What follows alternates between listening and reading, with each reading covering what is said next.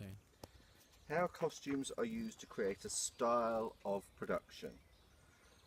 Well, in the Snob, we have an 18th century play, and what I'm looking for, of course, is to have 18th century costume. Now, 18th century costume for men is stockings, breeches, which is the name for these trousers which are cut off sort of at the knee. They would have a doublet and hose, or a doublet, sorry. The doublet would be kind of like a jacket, actually a long tailored jacket, but very, very long, with very deep pockets, very ornate. The style of these is the typical style of the 18th century, and if you're not sure what that is, you can look that up on the internet, you can look up what that is, but you should remember from production itself. How should they fit? Well, with the men, the fit should be nice and comfortable, rather a little bit on the large size. And I went for having long, flowery cuffs, because what I wanted to do was I wanted to have something very flamboyant. Flamboyant means over the top. So I really needed the movement of the arm to be really seen. I wanted it to be sort of flourishing. I wanted it to be very expressive. I wanted it to be over the top. And, you know, a certain aspect of that is this foppish idea. I wanted this foppish quality of the actors to come over, because I wanted them to be sort of fairly typical to an 18th century fop. And these fops were men who were rather effeminate for our current day style. So they seemed to do things which were more similar to what one would expect of women than of men, really. You know, they wore a lot of makeup, for example, lipstick, a powder, you know, white faces, rouge on their faces, long elaborate wigs, big elaborate hats with feathers and fans and, well, feathers coming out of them. So they would be very, very much like peacocks. They would be showing off their finery, they'd show off their wealth. They'd wear a lot of jewellery, a lot of bling basically, although don't write bling in an essay ever, because that is slang. So what I was looking for was something like that for the men. Now that meant that the costumes would be made out of things like silks and velvets and brocades and things which have embroidered things on them, and the buttons being very beautiful, and these large pockets which were both useful but made to look very beautiful. It was all about the aesthetic, all about the look of it. How beautiful can they look? They're nice, like I said. I don't know if you know what a peacock is, but it is a bird which has the most brilliant plumage, and the men have this amazing plumage and they look incredible. You know, the male peacocks have these huge great fan tails of bright blues and purples and greens, and it's just absolutely amazing to see them, particularly if you see one in the flesh, if you see one live. But the men in the 18th century, they dressed like that. They had that kind of thing going on.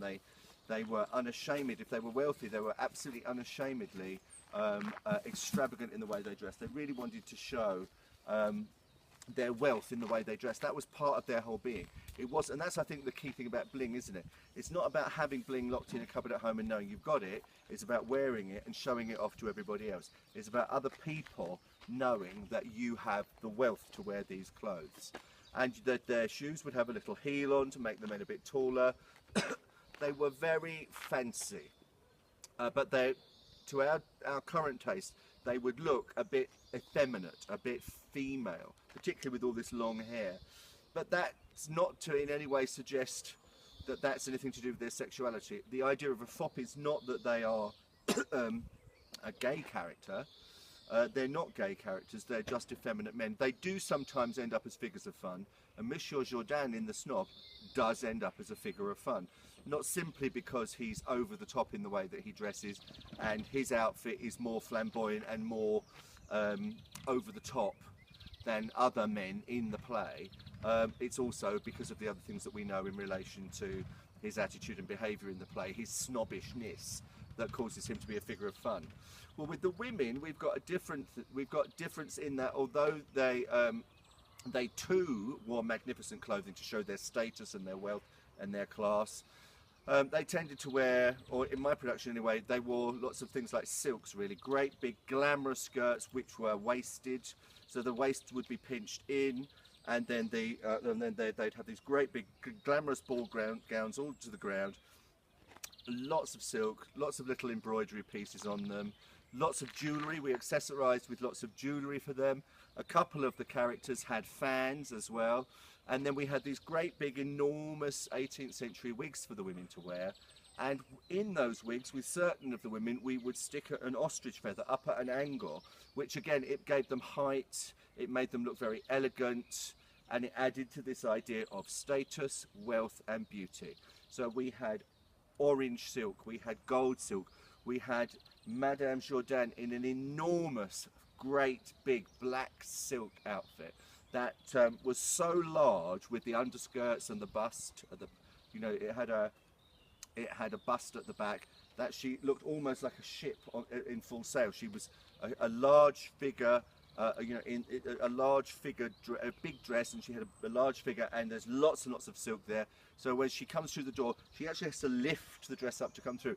Those dresses are not necessarily practical, but they are very showy. So you couldn't, for example, very easily take those out in a walk in the sunshine, because it would be very hot, very uncomfortable, and the skirts would be in the dirt all the time. So, you know, but what you have got there is, you have got this rather lovely movement and sweep of the dresses as they move in and out of the stage in the theatre.